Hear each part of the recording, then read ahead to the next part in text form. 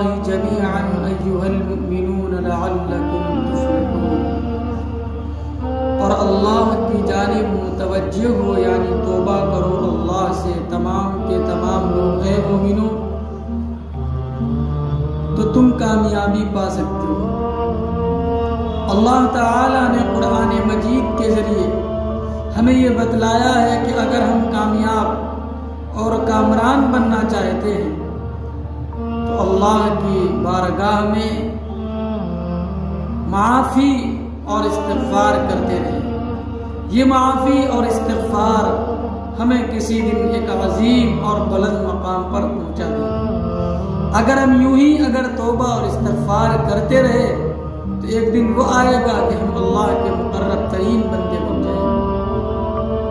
لیکن اگر ہم نے اپنے آپ کو اللہ سے اور استغفار سے دور رکھا تو دنیا بھی ہمارے پاس نہیں آئے گی اور خدا بھی ہمارے پاس نہیں آئے گا، کیونکہ اللہ رب ذوالجلال نے فرمایا فاذکرونی اذکرکم، تم مجھے یاد کرو میں تمہیں یاد کروں۔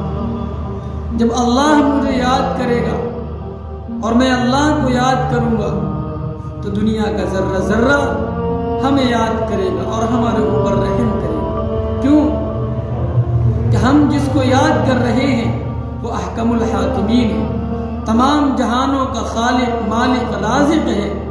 جب ہم اس کو یاد کر رہے ہیں، باقی تو سب اس کی مخلوق ہے، وہ بھی ہم سے راضی ہو جائے۔ اللہ تعالی ہم سب کو توبہ کی توفیق سے نوازے، آمین۔